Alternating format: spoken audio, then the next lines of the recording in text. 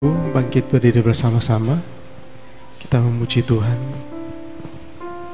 Kita angkat pujian. Kini saatnya berdiri di altarnya.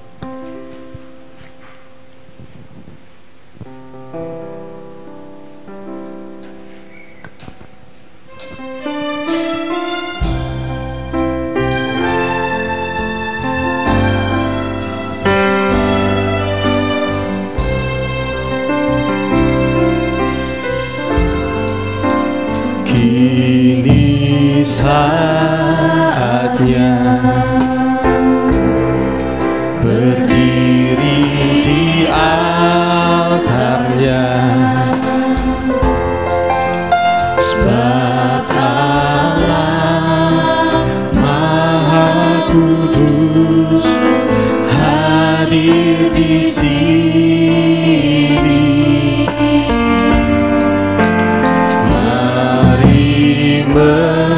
Memuji,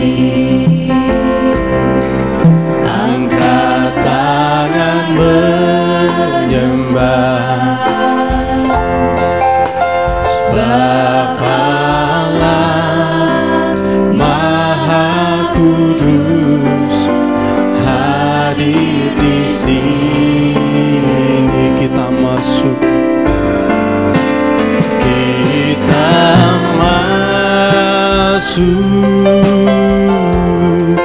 tata sucinya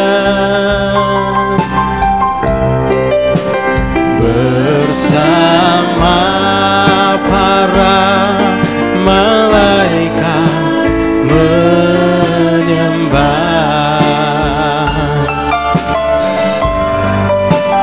Mari puji Yesusku,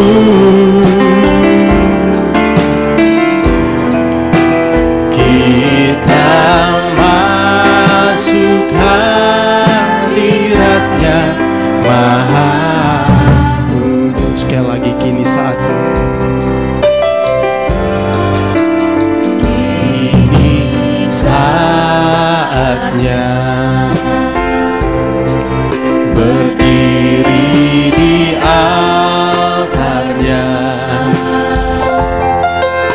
sebab Allah Maha Kudus hadir di sini. Mari memuji, mari memuji, angkat tangan menyembah, sebab Allah Maha Kudus hadir di sini. Kita masuk, kita masuk, tata sucinya bersama para malaikat menyembah. Mari puji, mari puji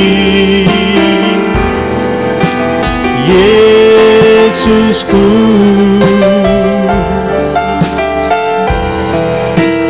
kita masuk hadiratnya Maha Kudus. Kita masuk hadiratnya,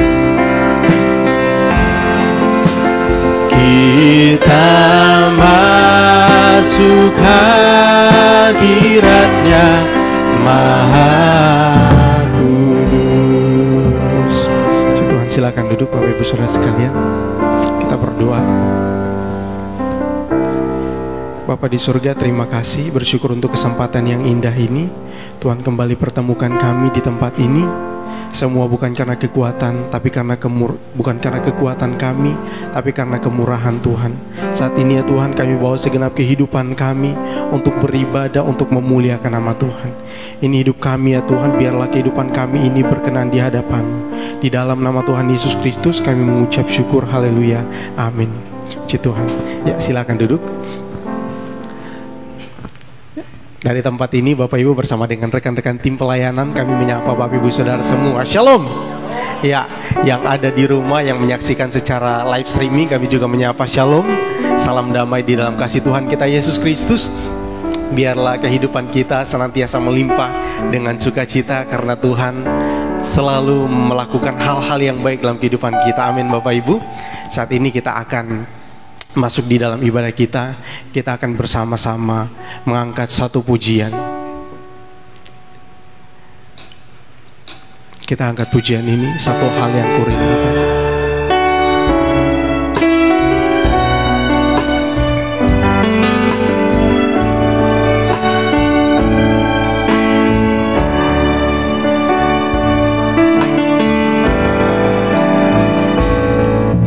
Satu hal yang kurindukan ya Tuhan, selalu berada di dekat-Mu dengan segenap hati, dengan segenap jiwa. Ku menanti di hadirat-Mu. Sekali lagi, satu hal yang kurindukan. Satu hal yang kurindukan ya Tuhan, selalu berada di dekat-Mu dengan segenap hati, dengan segenap jiwa. Ku menanti di hadirat-Mu. Lebih dalam lagi, lebih dalam lagi, ku rindu Kau Tuhan, lebih dari segala yang ada. Lebih dalam lagi, ku cinta Kau Yesus, ku mengasihi-Mu. Sekali lagi kita angkat pujian dari awal. Satu hal yang kurindukan ya Tuhan, selalu berada di dekat-Mu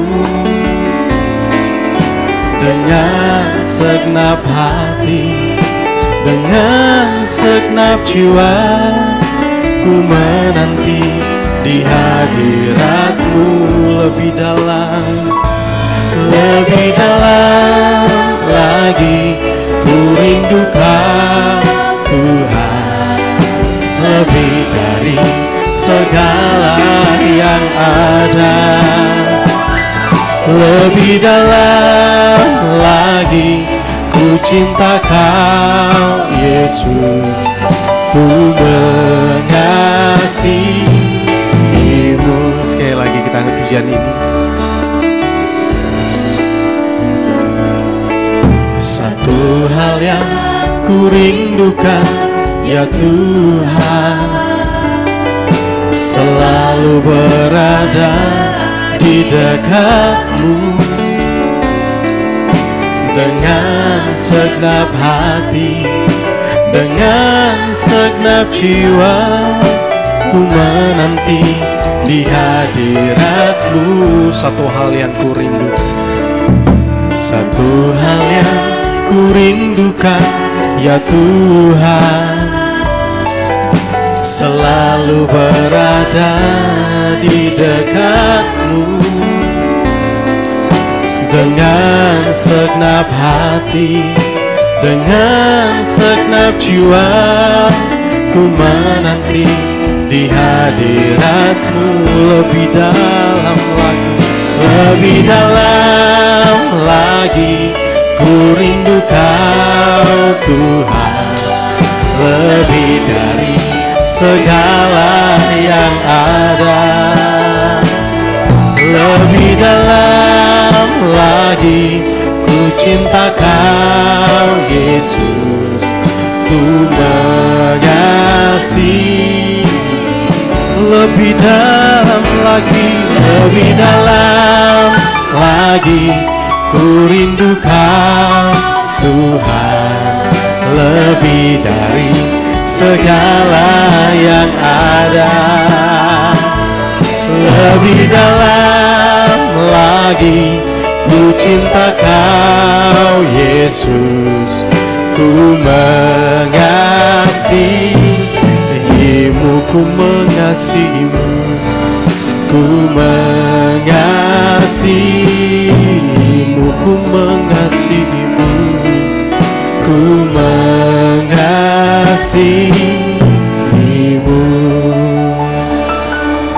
Puji Tuhan, Bapak Ibu Saudara sekalian, biarlah kehidupan kita semakin hari semakin cinta Tuhan. Kalau cinta Tuhan kepada kita tidak perlu kita pertanyakan, tidak perlu kita ragukan, karena Tuhan pasti mengasihi dan mencintai kita setulusnya. Nah, sekarang kita yang harus semakin hari semakin bertambah-tambah dalam cinta kita kepada Tuhan. Saat ini saya mengajak Bapak Ibu Saudara sekalian untuk kita bangkit berdiri bersama-sama. Kita bersuka cita, kita tinggikan Tuhan. Kita angkat pujian ini, hatiku percaya.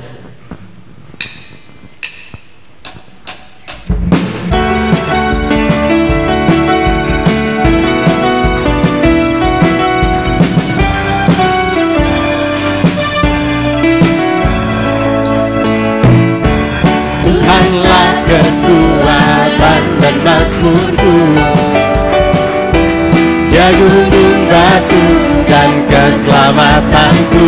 Hanya padamu, hanya padamu hatiku percaya. Kaulah menara dan kota perlindungan. Sekali lagi, Tuhanlah kekuatan, Tuhanlah kekuatan dan mazmurku, Dia gunung batu dan keselamatanku. Hanya padamu hatiku percaya. Kaulah menara dan kota perlindungan. Ku mau selalu bersyukur, ku mau selalu bersyukur, sebab cintamu padaku takkan pernah berubah. Hatiku percaya, walau bumi bergoncang, gunung-gunung beranjak, namun kasih setiamu tak pergi dariku. Haleluya.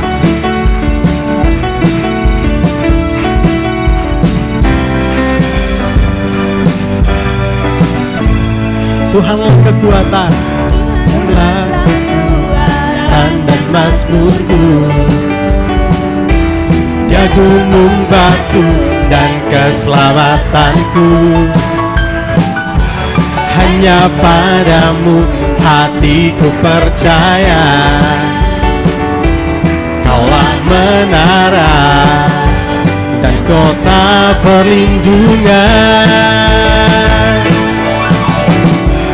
Ku mau selalu bersyukur, sebab cintamu padaku takkan pernah berubah.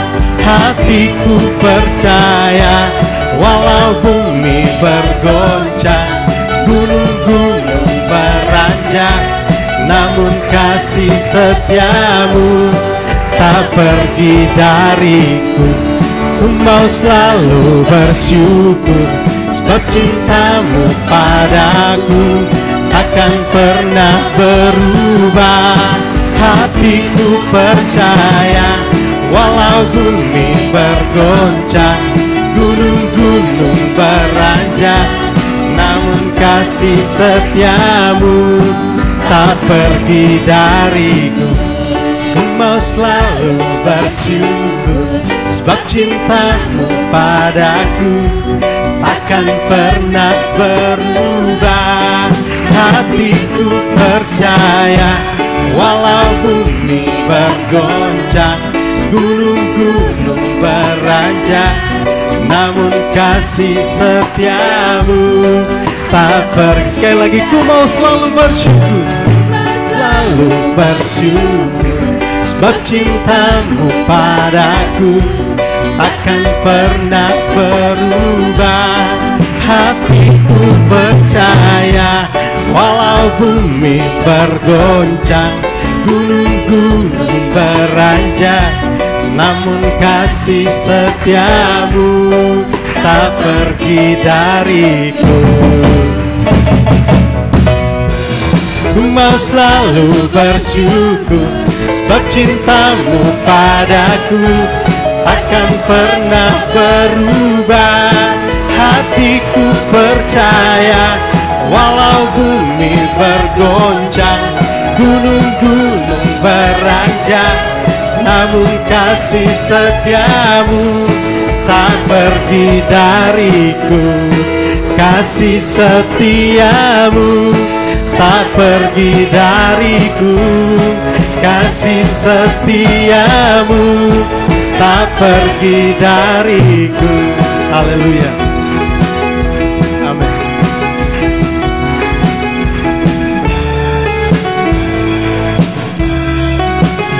Puji Tuhan, silakan duduk Bapak Ibu Saudara sekalian. Ya. Kasih setia Tuhan tidak pernah beranjak dari kehidupan kita, tidak pernah pergi dari kehidupan kita. Selalu ada setiap waktu, selalu ada setiap saat. Tidak perlu kita ragu akan kasih setia Tuhan. Saat ini Bapak Ibu, kita akan siapkan hati kita untuk kita dilawat oleh kebenaran firman Tuhan. Saya mengajak kita bersama-sama untuk mengangkat satu pujian, Engkaulah perisaiku.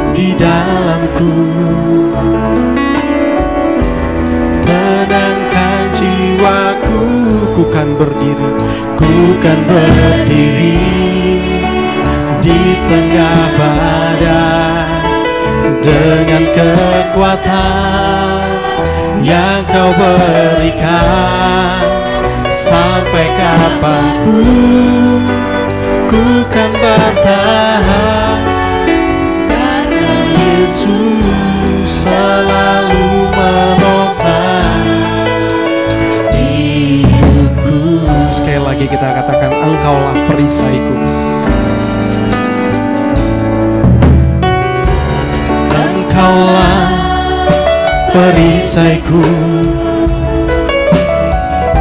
saat badai hidup menerpaku, janjimu, janjimu di dalamku, pulihkan jiwaku. Bukan berdiri, bukan berdiri di tengah badai, dengan kekuatan yang Kau berikan. Sampai kapanpun bukan bertahan, karena Yesus selalu menopang. Ku kan bertahan, ku kan bertahan dalam tekanan, dengan kekuatan yang Kau berikan. Sampai kapanpun tak tergoyahkan, karena Yesus selalu menopang hidupku. Engkaulah perisaiku, kita berdiri bersama-sama. Engkaulah perisaiku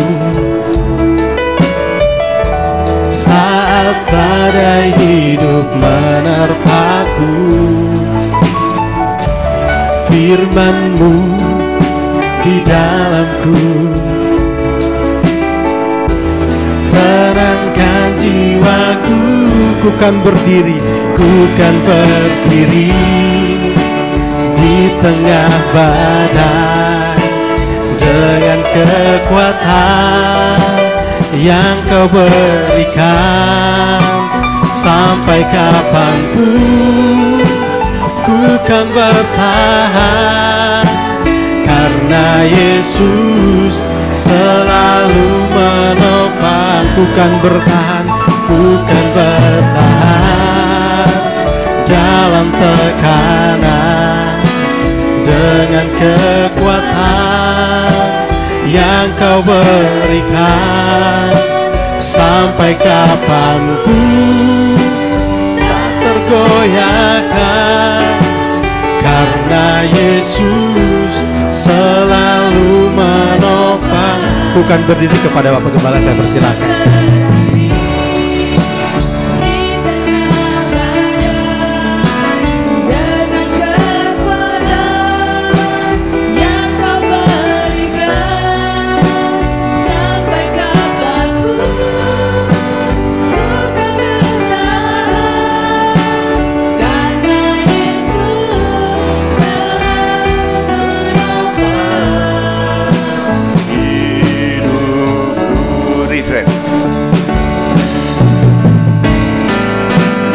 Bukan berdiri di tengah badai dengan kekuatan yang Kau berikan.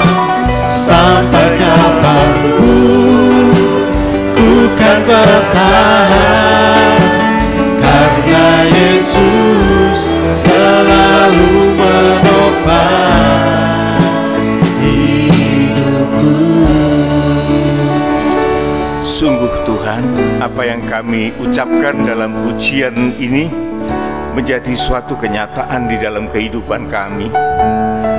Karena tak mungkin kami bertahan hidup secara diperkenan di hadapan Tuhan oleh karena keadaan dunia yang sedemikian hancurnya. Tetapi di tengah-tengah kehancuran dunia ini Tuhan, kami masih boleh berdiri bertahan bersama dengan Engkau. Oleh sebab itu Tuhan, kami sadar kami selalu membutuhkan firman Tuhan yang membawa kehidupan kami tetap disegarkan di dalam Engkau. Iman kami bertumbuh, iman kami menjadi dewasa, iman kami menggerakkan segala aspek hidup kami, terutama untuk melayani Tuhan dan juga untuk melayani sesama.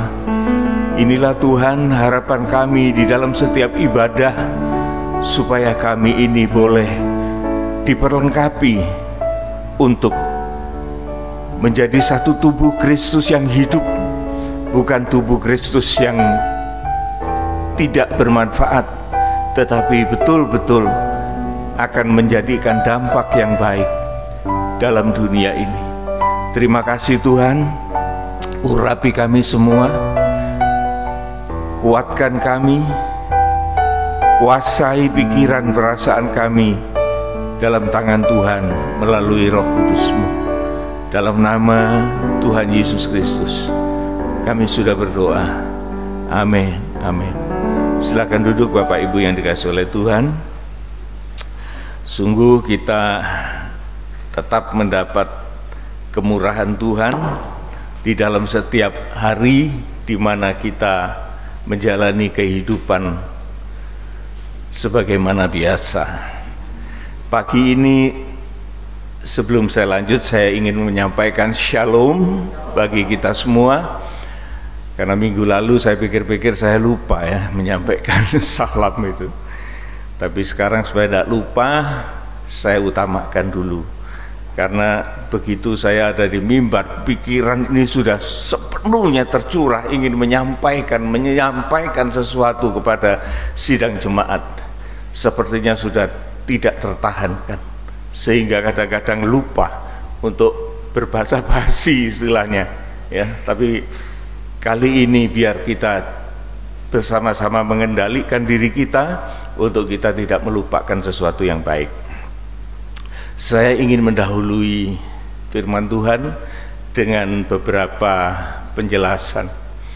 Di dalam kehidupan kita, saudaraku, tidak mungkin kita tidak mengalami suatu kekecewaan. Siapapun kita, termasuk saya, saudara sekalian, pasti di dalam suatu saat kita mengalami sesuatu yang membuat kita menjadi kecewa, menjadi lemah, kemudian kadang-kadang putus asa, sampai keadaan itu menjadi depresi dan sangat berbahaya dalam keadaan-keadaan semacam itu. Kita menjadi kecewa, sedih, susah, dan putus asa. Oleh karena apa? Nah, ini yang harus kita tanya. Seringkali kita hanya mau merasa, tapi kita tidak mau menyelidiki. Definisinya, saudaraku, orang itu menjadi kecewa. Pertama, itu karena kehilangan. Saudara pernah kehilangan enggak? Tingkat kekecewaan itu sesuai dengan nilai barang yang hilang. Kalau saudara punya kekayaan banyak, kalau cuma hilang sebagian, mungkin saudara bisa bertahan. Tetapi kalau nilai itu sudah saudara anggap begitu besar, seringkali orang itu tidak bisa tahan. Nyanyian tadi mengatakan, ku tetap bertahan di dalam segala keadaan. Orang kalau dalam keadaan yang normal, netral, itu memang tidak ada masalah. Tetapi jikalau orang itu merasa ada sesuatu yang hilang dari dirinya, maka orang itu mulai merasakan suatu tekanan di dalam batinnya. Itu yang pertama.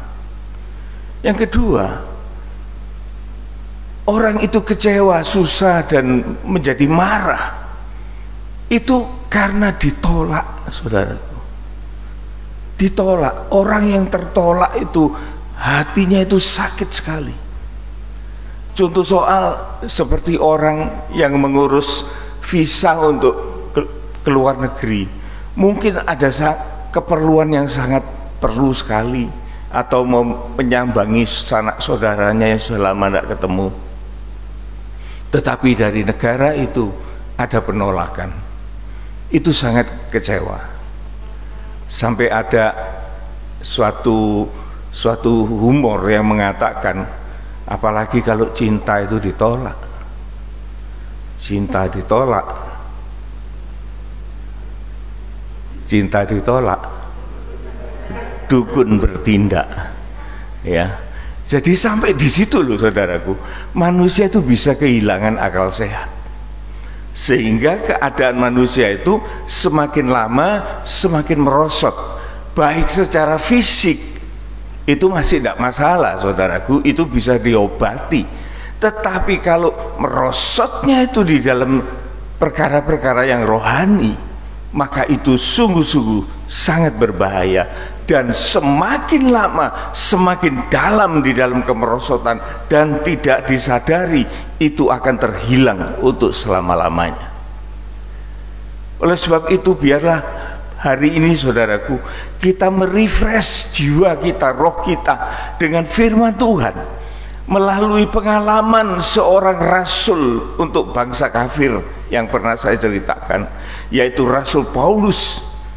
Oleh karena rasul ini, saudaraku, di dalam pikirannya betul-betul dia mengerti bahwa keselamatan tadinya yang hilang itu, hilang total itu, sekarang dia bisa meraih kembali dan menjadi miliknya.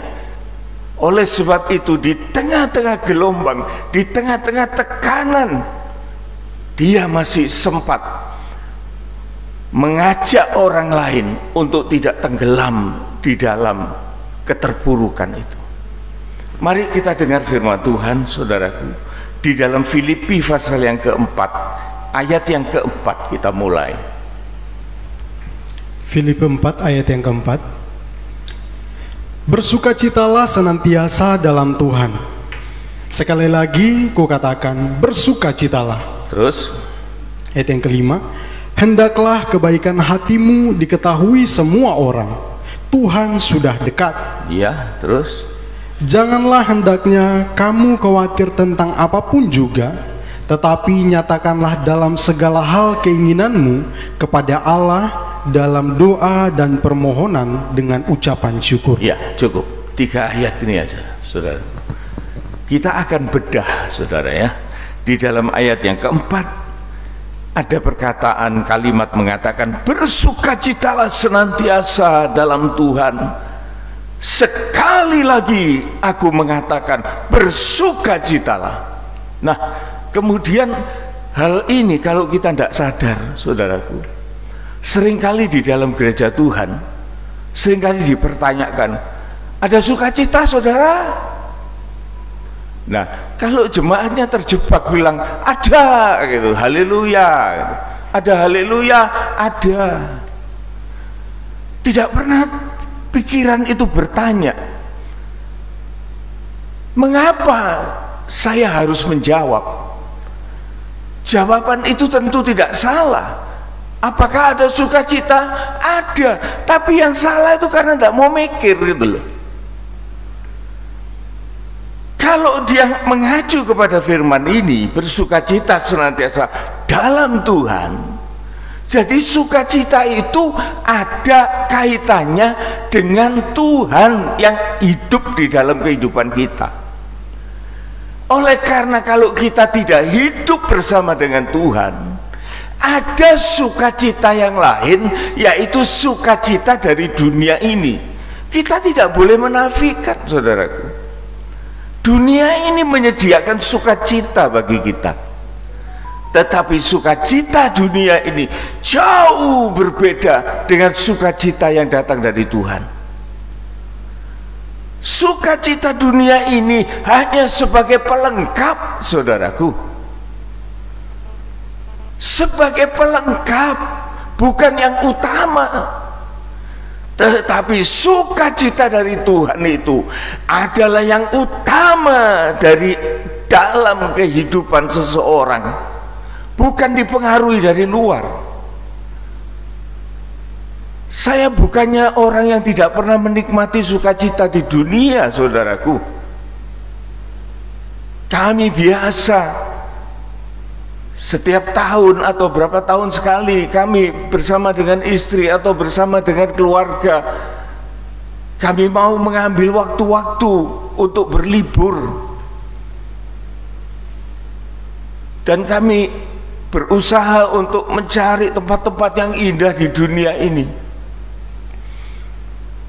Dan saudaraku, saya mengaku bahwa hal-hal itu sangat menyenangkan, sangat menghibur, sangat merefresh kehidupan jasmania ini. Tetapi saudaraku, yang juga saya rasakan di tengah-tengah merasakan hiburan-hiburan dunia ini, sukacita dunia ini, capek, saudaraku, capek. Apalagi sekarang, jangankan mau ngelencer, jalan berapa meter aja udah rasanya sudah seperti berkilo-kilo. Nah, inilah keadaan ini. Lah, kalau keadaan manusiawi kita semakin merosot, saudaraku, siapa yang bisa menggantikan, menopang sukacita kita ini? Oleh karena firman Tuhan itu mengatakan, memang kita tidak boleh bersedih hati, memang kita tidak perlu untuk risau, untuk menjadi orang yang terpuruk. Sebagai orang-orang percaya, kita harus fresh di dalam kehidupan kita. Tetapi itu bukan dipengaruhi dari luar, tapi dari dalam. Allah itu sumber dari segala damai sejahtera itu menyertai kehidupan kita ini. Dan baru kita bisa memancarkan sesuatu yang bermanfaat bagi orang-orang di sekitar kita. Orang seringkali, saudaraku, tidak menyadari ada sukacita, Ada haleluya, ada, tapi tidak mau berpikir kapan dia merasakan sukacita, kapan dia merasakan haleluya.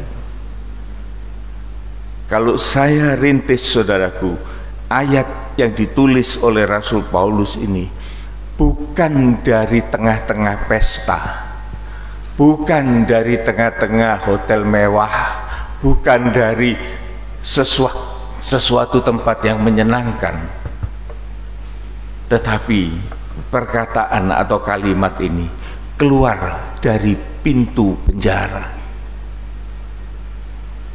Itu yang sering kita tidak menyadari, bahwa Rasul Paulus pada waktu menulis ini, dia berada di dalam suatu tekanan yang luar biasa, di dalam suatu penderitaan, di tengah-tengah badai pencobaan yang luar biasa. Dia menghadapi hukuman mati, dia akan dieksekusi untuk mati.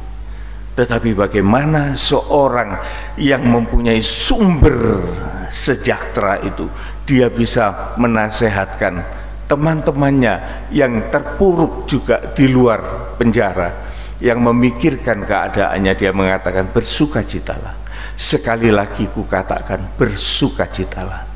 2 kali lipat Rasul Paulus memberikan nasihat kepada jemaatnya.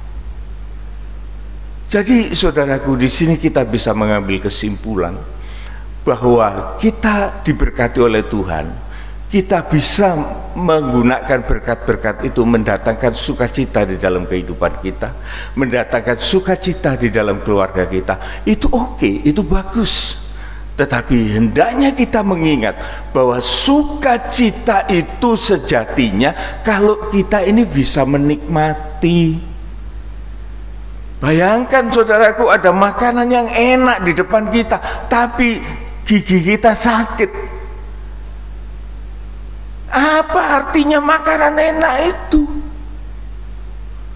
Tidak ada artinya. Kalau kita sakit, saudaraku, yang pernah saya rasakan barusan ini dengan COVID itu, saya dikasih makan itu, saya bilang, ini makanan apa ini? Makanan kok rasanya nggak karu-karuan. Saya sampai tanya sama suster rumah sakit, ini makanan untuk dokter-dokter itu ya? Susternya bilang, iya, kami semua makan ini. Kasihan ya kamu makan makanan kayak gini. Makanan apa ini? Tetapi setelah beberapa hari, saudaraku, di kamar isolasi untuk keluar dari ICU, kesehatan itu mulai kembali. Saya makan itu baru saya bisa merasakan. Saya pikir ya enak juga ya makanan ini gitu. Jadi salah saya waktu mengatakan makanan ini tidak enak. Kenapa? Oleh karena saya tidak bisa menikmati. Jadi saudaraku, dalam hal ini kita itu harus bersyukur kalau kita itu diberi kesempatan untuk menikmati segala berkat Tuhan.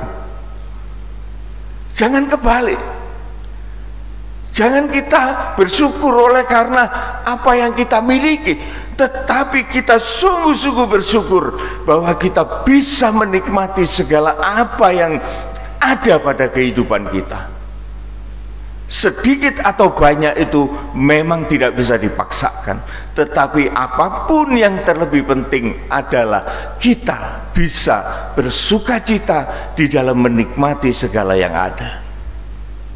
Ini poin. Kemudian ayat yang kelima mengatakan, hendaklah kebaikan hatimu diketahui semua orang, Tuhan itu sudah dekat.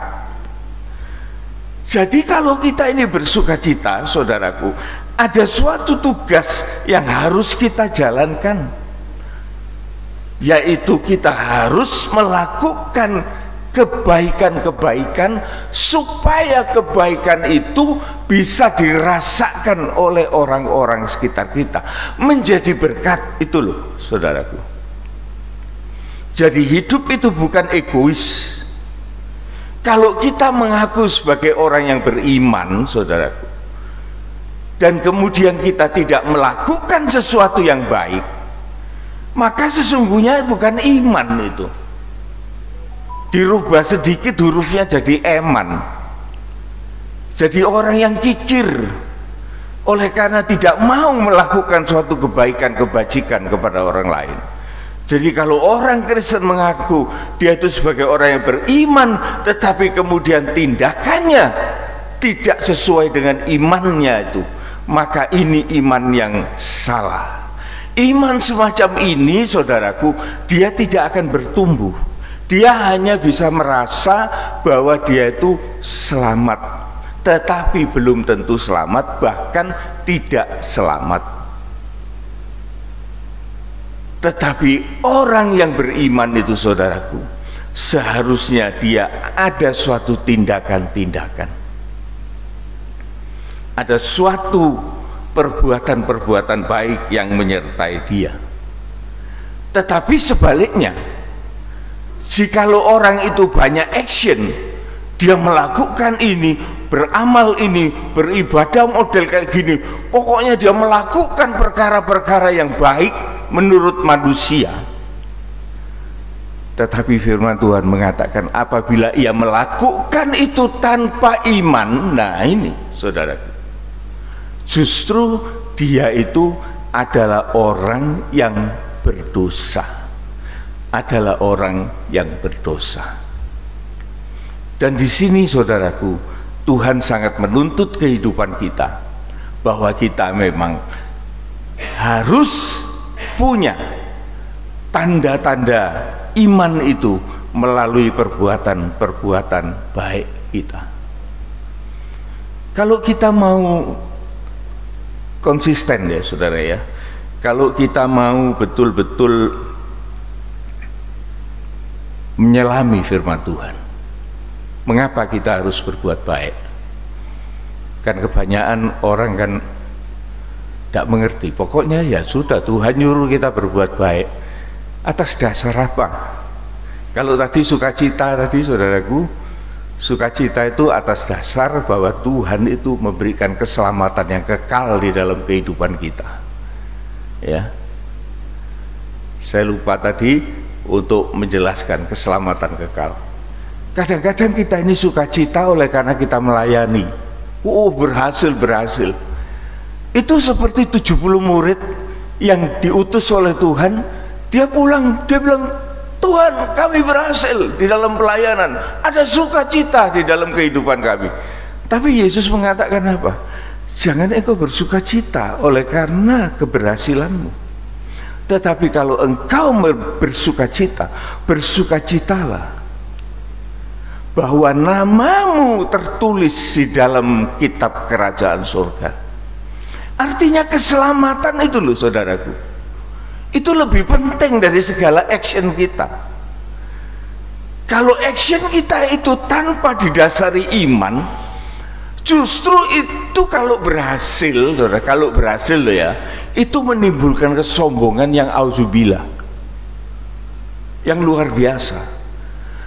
Tetapi sebaliknya, kalau pelayanan-pelayanan yang kita kerjakan dengan kekuatan kita kemudian gagal, itu sungguh-sungguh sangat memahitkan hati, menjatuhkan moral mental seseorang itu. Jadi saudaraku, kita harus tahu betul kenapa kita ini harus berbuat baik. Kalau yang pertama tadi, kenapa kita ini harus bersukacita. Tapi Tuhan bilang, kalau engkau sudah bersukacita, tunjukkan kebaikanmu kepada orang lain. Lu atas dasar apa? Atas dasar imanmu, bukan atas dasar mau-maumu. Oleh karena kalau engkau berdasarkan mau-maumu, kalau berhasil kamu justru sombong, dosa. Kamu kalau tidak berhasil, kamu menghujat Tuhan, dosa. Sama saja. Tetapi kalau kita melayani Tuhan, melakukan perbuatan-perbuatan baik, oleh karena kita mengerti ini, maka kita betul-betul akan menjadi orang yang diberkati dan memberkati. Kita baca di dalam Efesus 2 ayat yang ke-8 dan seterusnya. Efesus 2 ayat yang ke-8. Sebab karena kasih karunia kamu diselamatkan oleh iman. Iya, karena kita ini sudah diselamatkan oleh karena iman kita kepada Kristus. Sebab itu merupakan kasih karunia yang kita tidak bisa mencari di dalam apa yang kita lakukan. Kalau kita melakukan ini dan itu, kemudian kita merasa bahwa kita itu berjasa kepada Tuhan, justru itu permulaan dosa itu masuk. Oleh karena kita mulai mengatakan, loh saya bisa, tanpa pertolongan Tuhan saya juga bisa. Orang semacam ini berbahaya, saudara, berbahaya. Apalagi kalau tidak berhasil menghujat, oh Tuhan itu tidak menolong saya, padahal saya ini sudah setengah mati melayani Tuhan. Salah. Tetapi yang betul ialah sebab karena kasih karunia dan engkau itu selamat melalui firman-Mu. Terus? Itu bukan hasil usahamu, Iya, tetapi pemberian Allah. pemberian gratis, saudara tidak bisa beli itu. Saudara tidak bisa menukar itu dengan apapun juga. Oleh karena kasih karunia itu anugerah yang diberikan secara cuma-cuma. Tidak usah bayar, saudaraku. Karena Allah itu tahu tidak ada seorang manusia pun yang mampu bayar. Tetapi Tuhan memberi itu dengan suatu keikhlasan, dengan rasa kasih setianya, dan karunia-Nya diberikan kepada kita. Pemberiannya bukan hasil pekerjaanmu. Terus? Itu bukan hasil pekerjaanmu. Iya. Jangan ada orang yang memegahkan diri. Itu tadi, saudaraku. Kalau kita salah kaprah ya, melakukan segala sesuatu yang kita anggap itu untuk Tuhan, tetapi bukan berdasarkan iman, artinya bukan berdasarkan keselamatan. Bagaimana mungkin, saudaraku, orang yang tidak selamat tapi dia mau melakukan penyelamatan? Bagaimana pikiran kita? Orang ini jelas tidak ada keselamatan di dalam dirinya, tetapi dia mau menyelamatkan orang lain. Keselamatan macam apa itu? Sederhana, saudaraku. Sehingga Tuhan mengatakan, kalau engkau menunjukkan kebaikanmu, pertama-tama bersukacitalah oleh karena kamu selamat. Nah, kalau kamu sudah selamat, baru kamu bisa menunjukkan kebaikanmu kepada orang lain. Oleh karena apa yang kamu tunjukkan itu memuliakan Tuhan, memuliakan Tuhan, dan memberikan juga dampak upah yang besar kepada orang yang melaksanakan itu, yang akan diterima di dalam kerajaan surga nanti. Jadi jemaat, saudaraku, harus dididik untuk mengenal hal semacam ini. Seringkali saya menjumpai orang-orang Kristen yang begitu giat di dalam pelayanan, luar biasa, lari sana lari sini, dan saya pun juga mengalami hal yang sama. Saya merasa bahwa saya ini sudah berjasa kepada Tuhan. Pada waktu saya mengenal ini, saya merasa malu. Dan saya mengatakan kepada Tuhan, ya Tuhan, terima kasih jikalau engkau masih mau mengingatkan saya, supaya saya jangan terbelangsak untuk masuk di dalam hal-hal yang sangat menyakitkan. Saudara lihat akhir-akhir ini banyak contoh-contoh. Orang mau, katanya mau membela Tuhan, orang yang mau menyatakan kebenaran, orang yang mengatakan kebenaran. Bagus, saudaraku, maksudnya itu sangat bagus. Oleh karena itu memang maksud yang baik. Tetapi menyampaikan kebenaran itu harus dengan cara yang benar, harus dari kehidupan yang benar. Kalau pikiran dan perasaan kita ini benar sebagai orang yang selamat, kita ini tidak menghina orang, tetapi kita ini saling menyayangi, mengharapkan orang itu akan selamat sebagaimana kita ini menerima keselamatan itu dari Tuhan. Tidak perlu sampai kita ini menghujat satu dengan yang lain. Dan itu semua, saudaraku, kita bisa melihat akan berujung berakhir kepada duka cita, kepada kehancuran hidup itu sendiri. Di semua pihak, saudaraku, kalau kita ini selalu melakukan hal-hal yang sedemikian, sungguh itu bukan dari Tuhan. Tetapi kita dipesankan oleh Tuhan, kuduskan Kristus itu di dalam hatimu, dan siap sedialah memberi jawab kepada orang-orang yang minta tanggung jawabmu tentang pengharapan yang engkau miliki. Orang yang bertanya loh saudara, ingat loh, saya sebagai orang Kristen, sebagai hamba Tuhan, saya sangat berhati-hati di dalam berkata-kata. Saya akan menjawab kalau ada orang bertanya, tetapi saya tidak akan bertanya kepada orang seolah-olah saya ini lebih dari dia.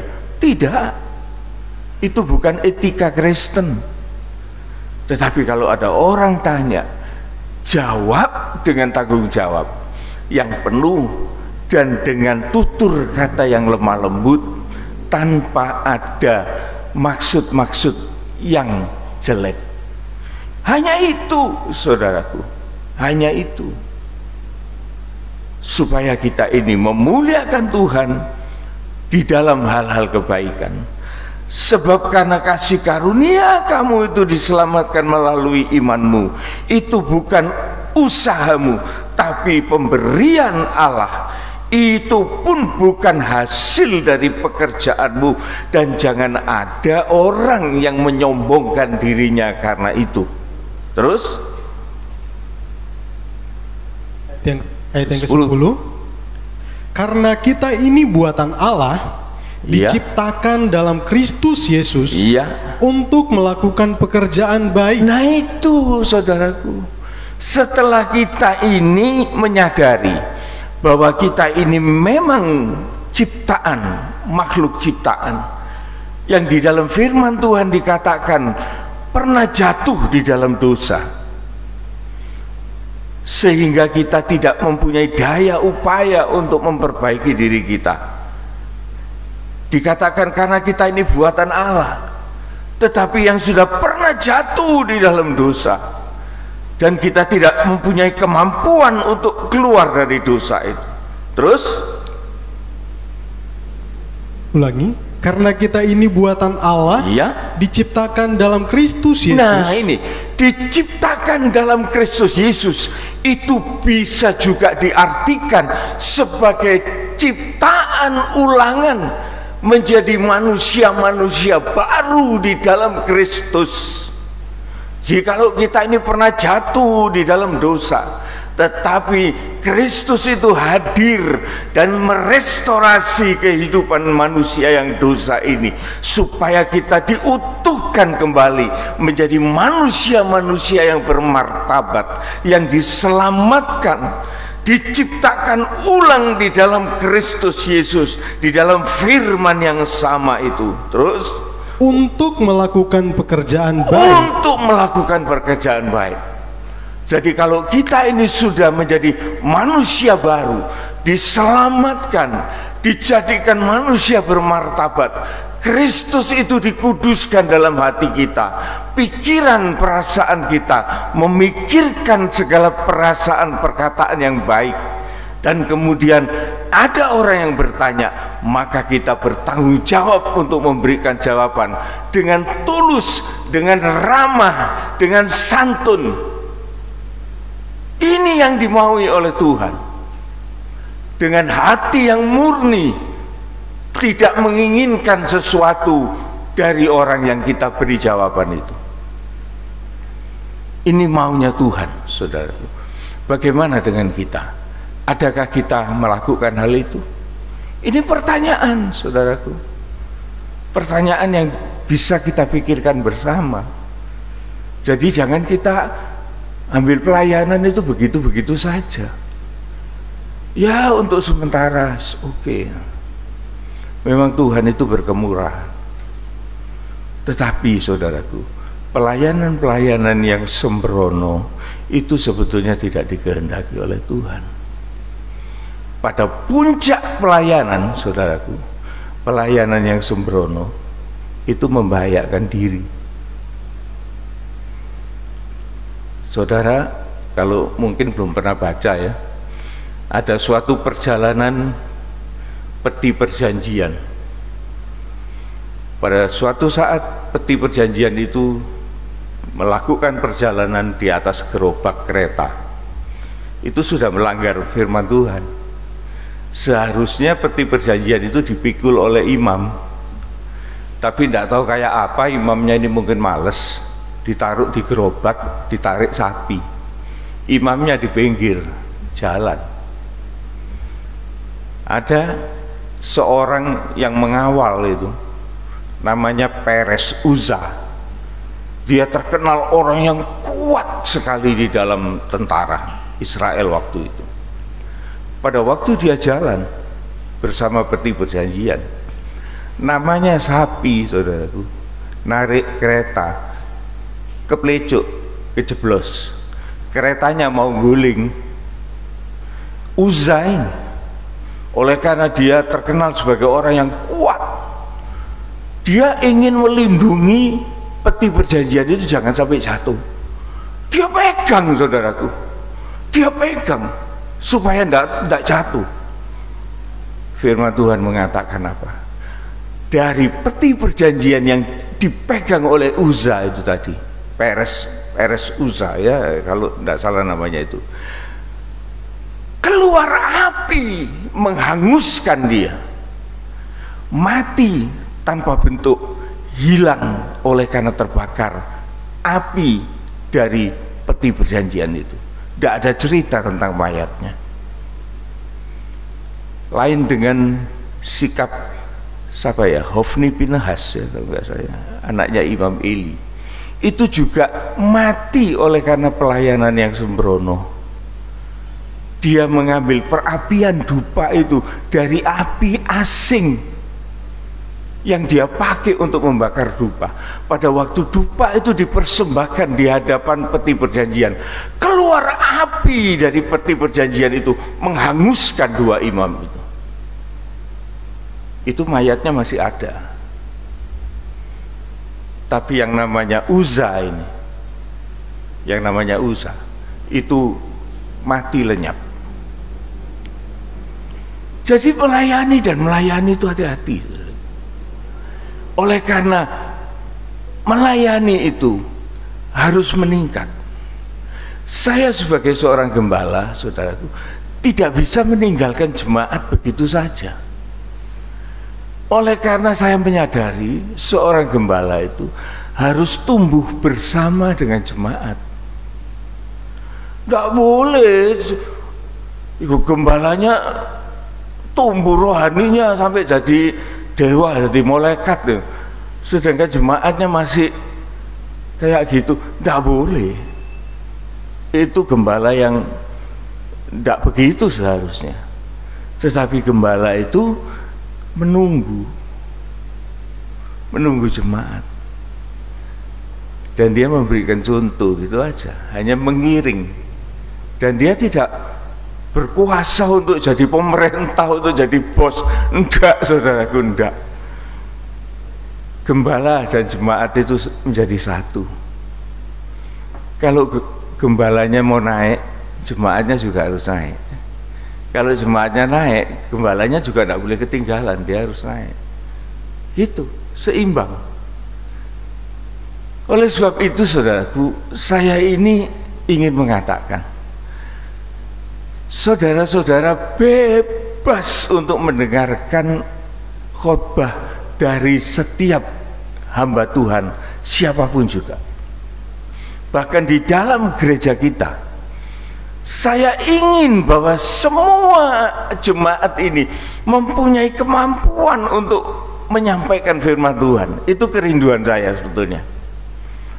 Oleh sebab itu saya memberikan kesempatan yang cukup bagi mereka yang memang minat untuk melayani Tuhan. Saya harus cukup bijaksana, harus bisa mengerti untuk memberikan peluang kepada mereka ini. Tidak boleh mereka itu ditutup, kamu tidak bisa, kamu.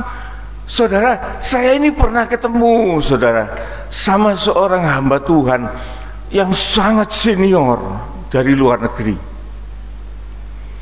Pada waktu dia sudah sangat tua, ada seorang temannya yang bertanya, "Pastor, kenapa sih kok semuanya itu harus pastor yang tampil? Bu, ya pena tua itu dikasih kesempatan." "Oh," dia bilang, "Bro, mereka itu masih kanak-kanak rohani." Waktu saya dengar itu, saya tuh mikir, lah kok iki dadi bapak iku ya apa? Kok kayak biyen iku anak terus saya. Lah kapan tuweke jemaatmu? Ini sangat menggugah hati saya, saudaraku. Sampai sudah ndak kuat itu, wah, bersikuku. Yang lain ndak bisa tampil. Pada akhirnya Tuhan panggil. Dan kemudian habis riwayatnya. Jadi hal-hal semacam ini, saudaraku, akan membuat kita ini untuk menjadi wise, untuk menjadi bijak, bahwa kita ini tidak bekerja seorang diri, tetapi kita ini perlu ada dukungan-dukungan dari saudara-saudara lain yang mempunyai pikiran dan perasaan yang sama di dalam Kristus untuk menyatakan kebaikan-kebaikan, kebajikan dan kebajikan setelah dia menerima keselamatan itu di dalam hidupnya. Dan orang-orang kayak gini, saudaraku, kalau bekerja mesti beres. Saya yakin itu. Tidak mungkin dia itu akan menyimpang, tidak beres, kalau memang ada Tuhan di dalam hati dan pikirannya. Ini yang memberikan ketenangan, ini yang memberikan sukacita, supaya di dalam bekerja kita tidak membuang stamina kita secara sia-sia. Oh, ini harus saya awasi. Wah, ini bisa jadi benalu. Wah, ini harus saya awasi. Oleh karena ini nanti akan membuat menjadi saingan. Apa itu? Bukan itu di dalam gereja, bukan itu di dalam pelayanan. Tetapi orang melayani oleh karena dia merasa bersyukur kepada Tuhan, oleh karena dia selamat dan tidak ada orang yang bisa menyombongkan diri. Oleh karena dia merasa bahwa dia pernah jatuh tetapi diciptakan menjadi manusia baru dalam Kristus untuk melakukan kebaikan yang disiapkan Allah sebelumnya, supaya kita hidup di dalamnya. Nah, ini saudaraku yang luar biasa. Dan kemudian bukan hanya itu saja, tetapi kita akan menjadi keluarga Allah, ya, diciptakan di dalam Kristus, dan status kita berubah menjadi warga kerajaan surga dan menjadi keluarga Allah. Nah, seorang keluarga dari kerajaan surga, kita ini sebagai anak-anak Allah, kita ini pasti punya ketaatan, saudaraku. Kita ini pasti punya ketaatan. Tidak mungkin kita ini tidak taat.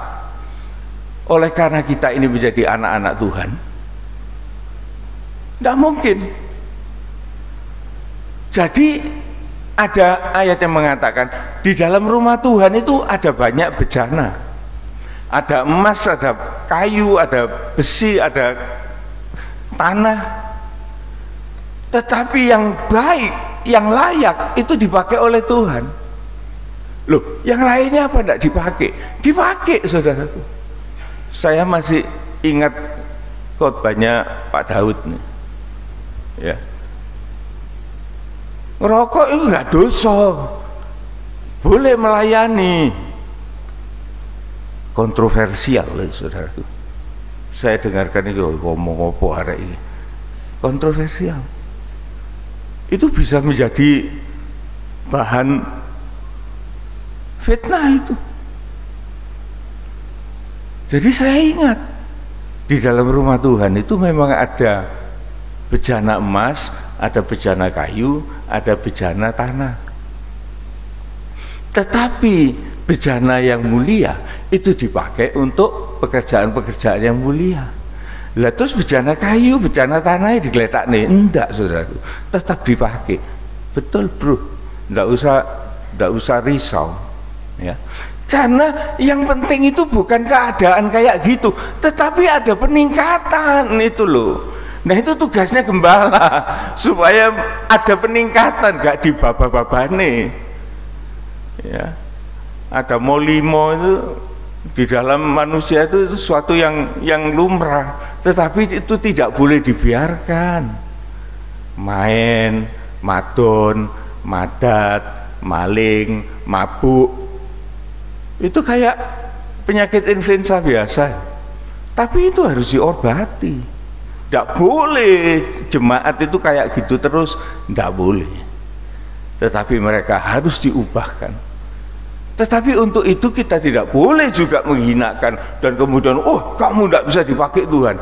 Ya janganlah, masuk jaga pintu aja tidak boleh. Kok cek nemen itu ya. Nah ini saudara.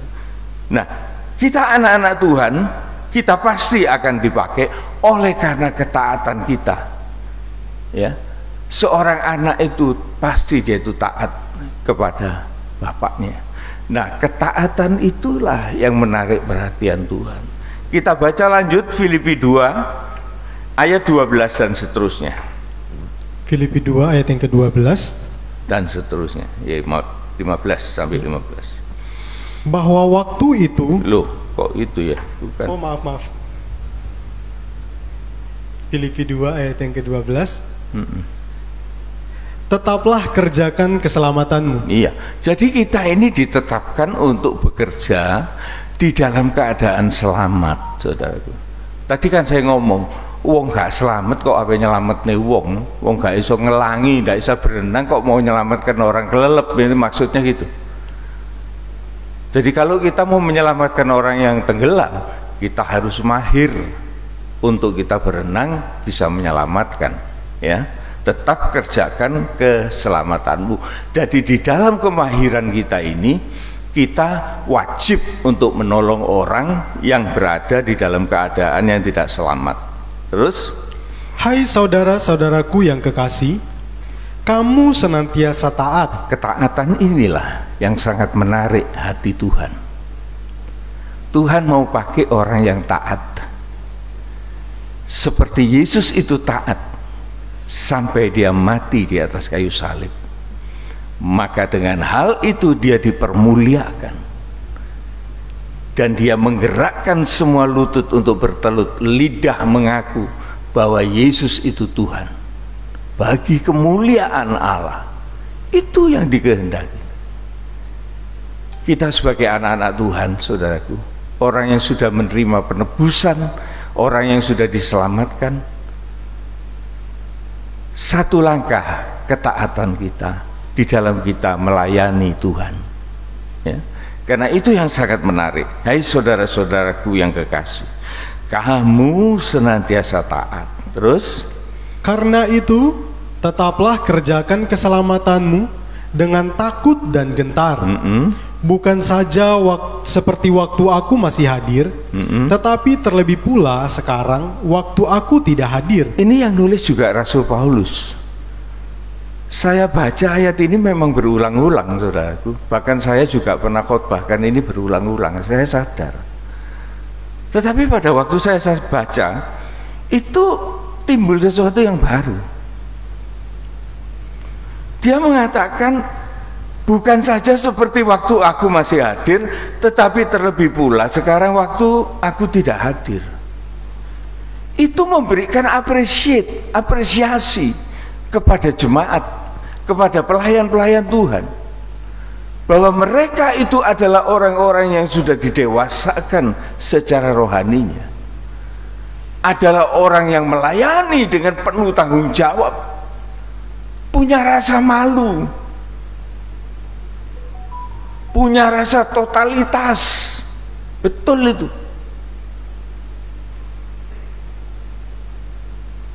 Tetapi juga seorang yang melayani Tuhan itu harus punya rasa idealis, harus mempunyai rasa keindahan, harus punya rasa perfeksionis, menghendaki sesuatu itu lebih sempurna, lebih baik, dan lebih baik. Seperti apa yang bisa dia lakukan, harus menjadi lebih baik, harus menjadi lebih daripada yang semula, harus ada keubahan. Itu loh, saudara.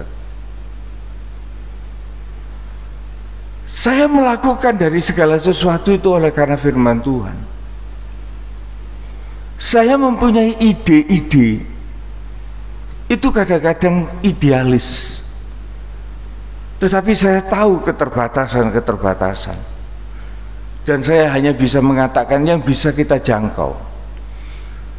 Tetapi saya ingin juga sesuatu yang sempurna di dalam pelayanan itu. Jangan sampai pelayanan itu ada cacatnya, itu loh. Jangan sampai, saudaraku.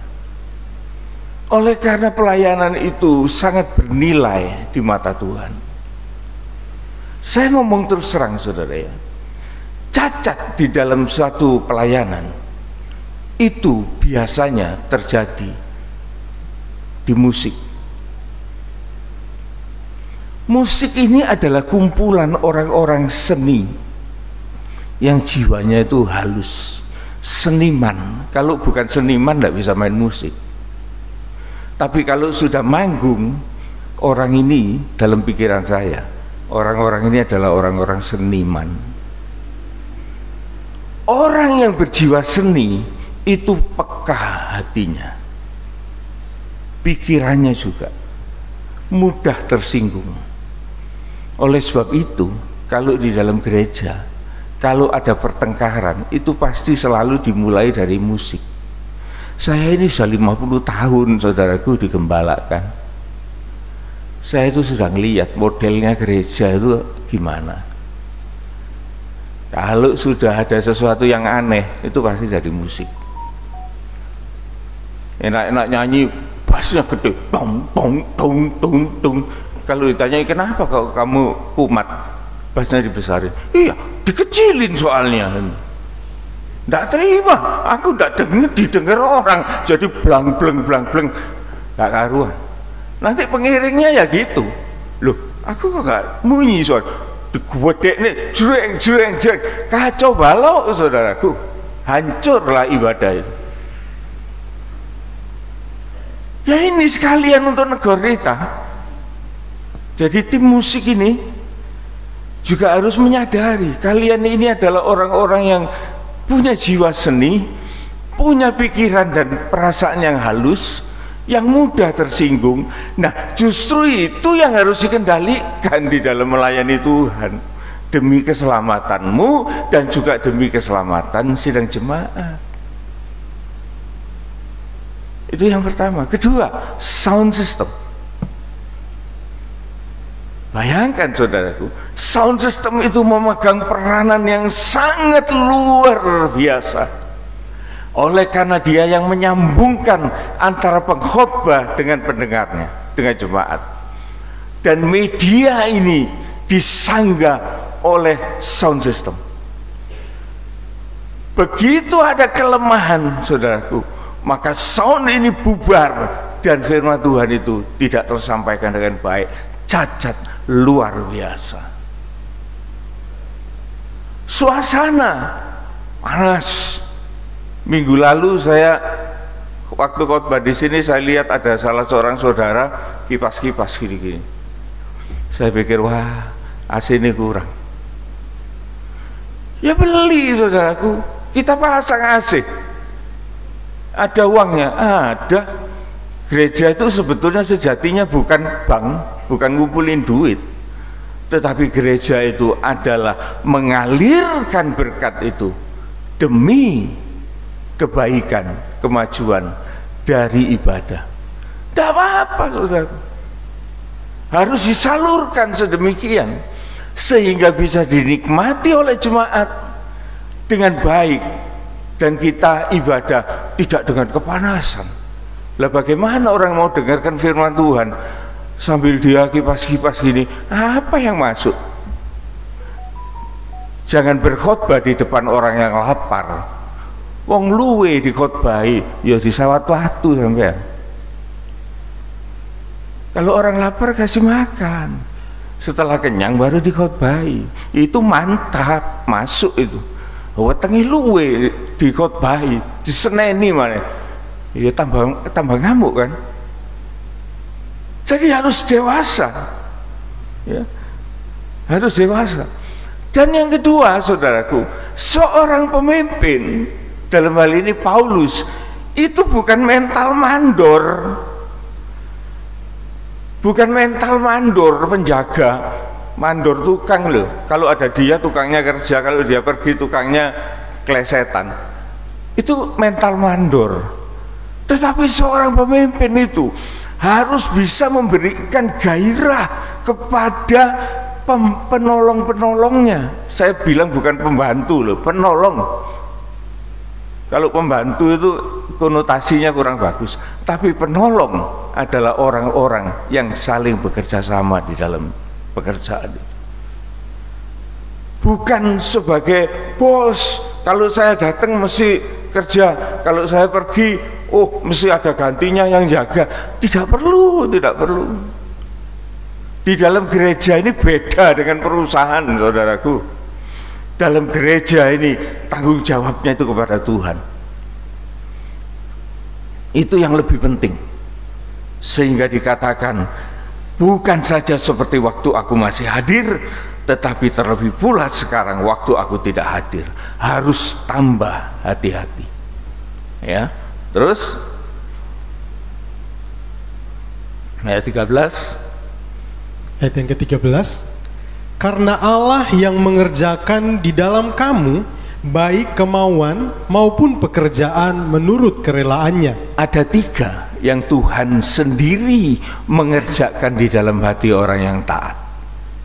Saudara perhatikan, karena Allah itu sendirilah yang bekerja di dalam kamu untuk membangkitkan kehendak yang baik atau kemauan yang baik, juga melengkapi dengan pekerjaan-pekerjaan yang harus kau layani, yang semuanya itu diberikan kepadamu menurut keikhlasan Allah itu sendiri. Jadi saudaraku, kalau kita melayani Tuhan, jangan bingung apa yang harus aku lakukan. Wis talah, pokoknya niatmu itu serahkan kepada Tuhan, ngomong kepada Tuhan. Nanti Tuhan yang akan melaksanakan itu di dalam hatimu. Dia akan membangkitkan kemauan, terus pekerjaan, terus kerelaannya. Dan itu mempunyai suatu nilai, suatu tanda, suatu kualitas yang bagus. Kualitasnya itu bisa dilihat di dalam ayat 14, saudara. Coba ayat 14 diselesaikan. Lakukanlah segala sesuatu dengan tidak bersungut-sungut. Kualitasnya itu gitu, saudaraku. Melayani dengan sukacita. Kau no ngomel-ngomel. Tidak ada merasa, waduh, aku kok dikongkon terus. Loh, saudara, dunia ini ada peribahasa yang mengatakan, loh, hati-hati loh, paku yang bengkok itu jangan dipukul lagi. Paku yang bengkok jangan dipukul lagi. Terus mau diapain? Cabut.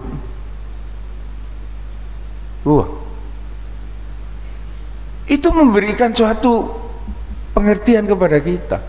Kalau orang itu berhasil, dia pasti akan dipukul, pasti akan ditanamkan lebih dalam lagi, dan itu tidak enak. Tetapi ya itu, karena paku itu masih lurus, dia dihajar terus sampai pada penggunaan yang maksimal. Tapi kalau belum ditutup melengkung,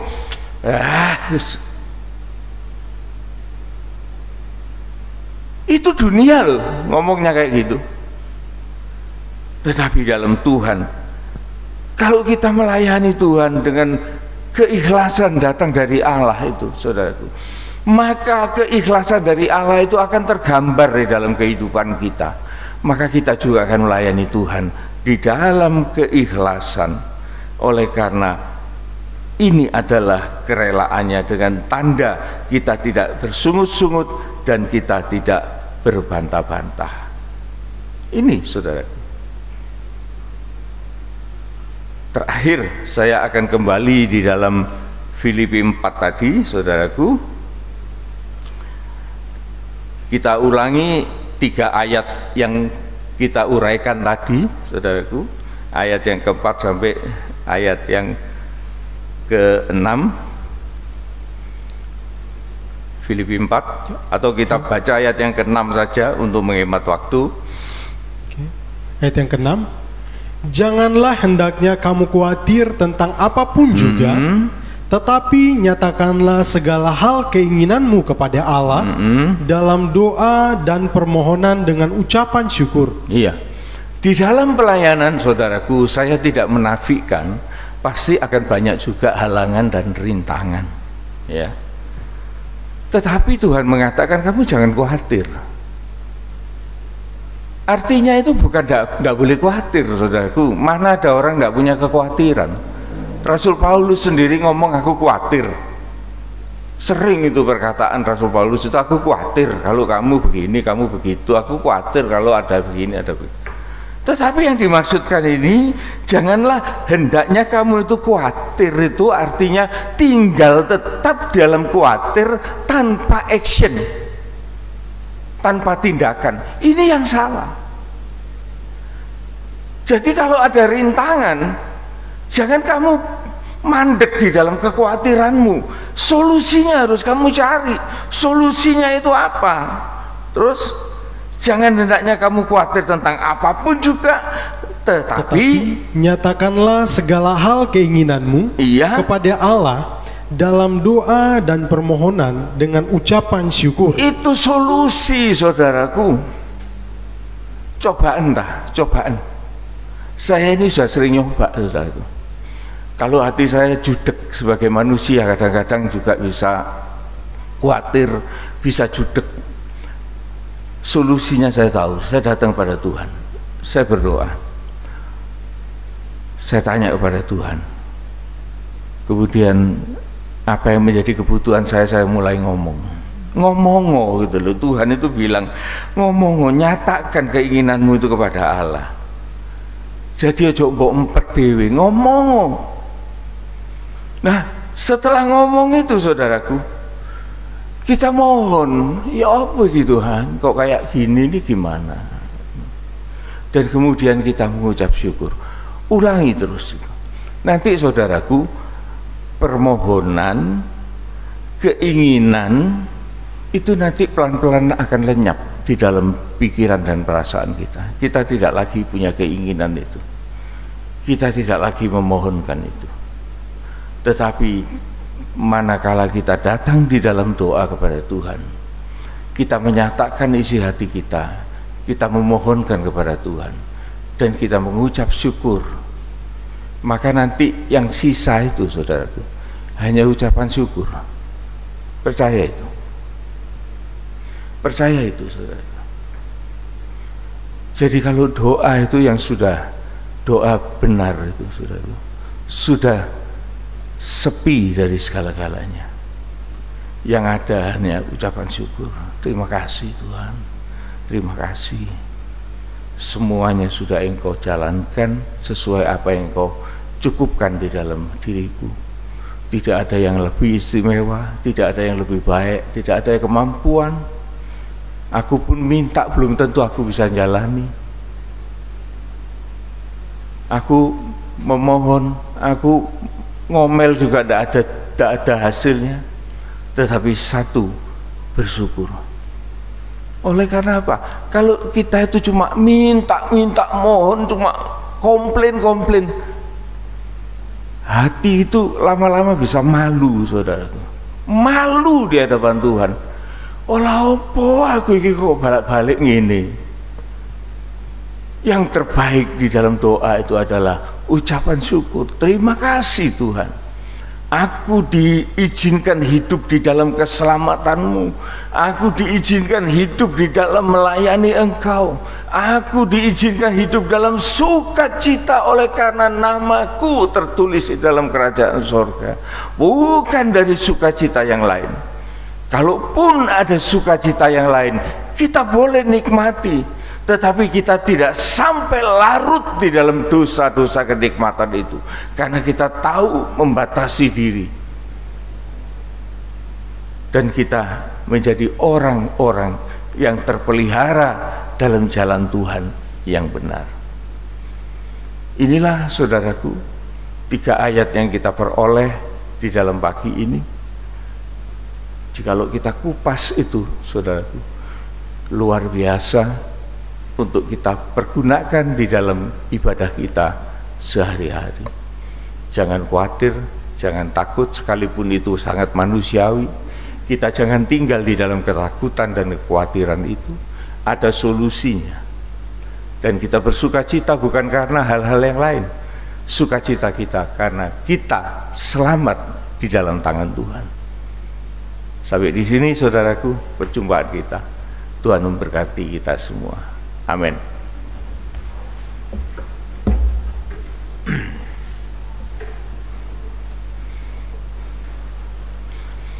Kita nyanyikan sebuah nyanyian. Terima kasih Tuhan untuk kasih setiamu yang ku alami dalam hidupku.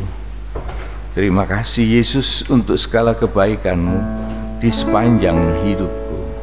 Puji Tuhan, kita nyanyikan.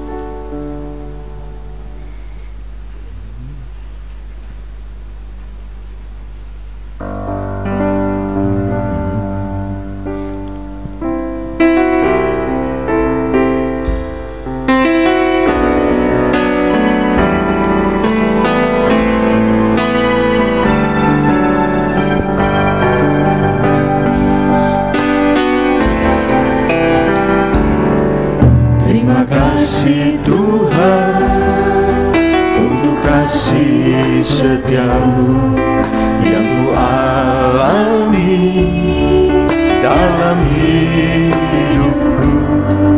Terima kasih Yesus untuk kebaikanmu sepanjang hidupku. Terima kasih Tuhan. Terima kasih Tuhan untuk kasih setiamu yang ku alami dalam hidupku. Terima kasih Yesus untuk kebaikanmu sepanjang hidupku. Refresh. Terima kasih Yesusku buat anugerah yang kau beri, sebab hari ini Tuhan adakan syukur bagimu. Kita bangkit berdiri, refrain. Terima kasih Yesusku buat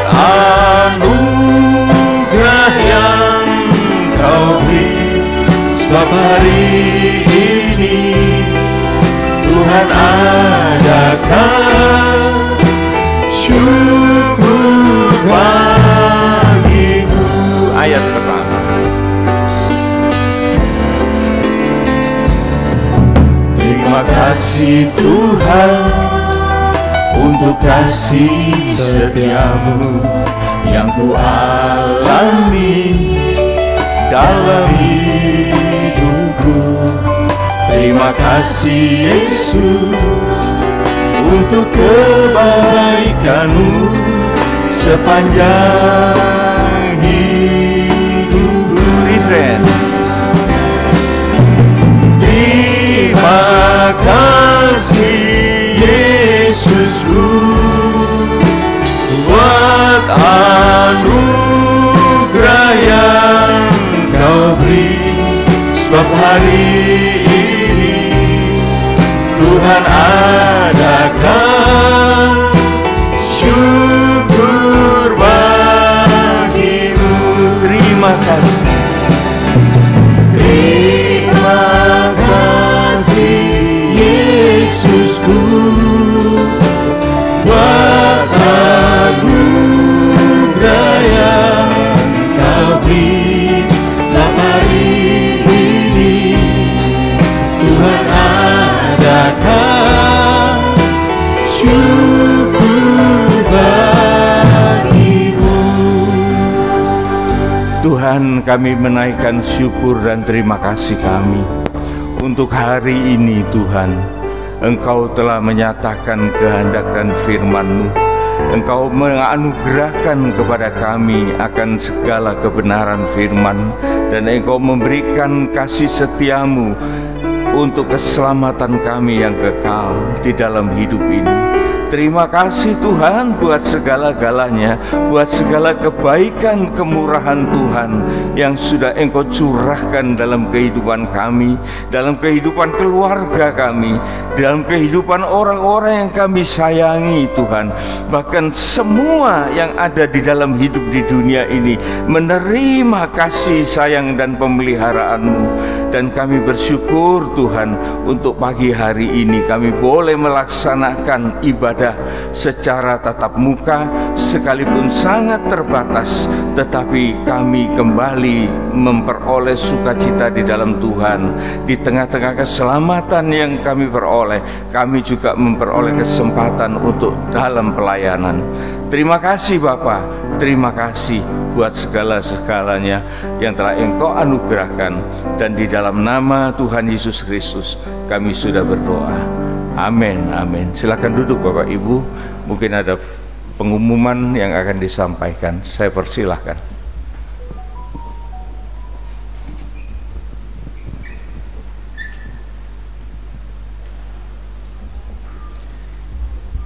Sebentar Bapak Ibu Saudara semuanya, saya akan membacakan pengumuman kita untuk 1 minggu ke depan. Sebelumnya saya berterima kasih kepada seluruh sidang jemaat Tuhan yang sudah datang beribadah di tempat ini. Tuhan Yesus memberkati kita. Dan juga saya tidak lupa berterima kasih bagi mungkin yang minggu lalu tidak sempat saya katakan. Terima kasih bagi Bapak Ibu yang sudah berkorban banyak hal di dalam renovasi gereja kita. Ada yang berkorban secara finansial, material, ataupun doa-doa, maupun juga pemikiran, perasaan, waktu. Semuanya kiranya Tuhanlah yang memberkati kita semua. Dan pengumuman yang kedua yang ingin saya bagikan bagi kita semua, ibadah kita berjalan seperti biasa. Seperti hari ini ibadah tatap muka, namun hanya kita selenggarakan hanya hari Minggu saja. Sampai nanti waktunya atau kesempatannya semakin lebih baik, keadaan kita makin lebih baik, kita akan mengadakan juga ibadah Jumat, ibadah PA-nya maksud saya, itu diselenggarakan di gereja juga nanti. Namun sebelum itu kita masih melakukan ibadah 1 minggu sekali di tempat ini Bapak Ibu Saudara sekalian. Dan pengumuman ketiga yang saya harus sampaikan, turut berduka cita atas dipanggilnya teman kita, ayah kita, opah kita juga, yaitu Bapak Gesang, suami dari Tante Lin, ayah dari Bu Susan. Kita turut berduka cita, kiranya Tuhan memberikan ketabahan, kesabaran bagi keluarga yang ditinggalkan. Jikalau saya tidak salah, hari ini adalah ibadah pemakamannya seperti itu ya. Ya, jikalau saya tidak salah. Ya, turut berduka cita bagi keluarga yang ditinggalkan. Dan pengumuman yang keempat yang ingin saya bagikan bagi kita semua, bagi Bapak Ibu yang ingin mempersembahkan, langsung saja ke belakang Bapak Ibu Saudara sekalian. Bisa ketika mau datang ibadah boleh langsung dimasukkan persembahannya, atau setelah pulang dari ibadah ini juga boleh langsung dimasukkan di kotak yang ada di belakang, supaya mempersingkat waktu kita Bapak Ibu Saudara sekalian. Demikian pengumuman yang saya bagikan. Tuhan Yesus memberkati. Oh ya, kita akan berdoa bersama-sama bagi Cik Olive yang berulang tahun, juga papanya Coverineo kalau saya tidak salah ya. Iya, Bapak siapa? Lupa namanya. Ya, Bapak Chong Yen, maafkan saya. Jadi ada dua yang berulang tahun hari ini, yaitu Cik Olive dan juga Bapak Chong Yen. Nanti akan didoakan oleh Bapak Gembala kita.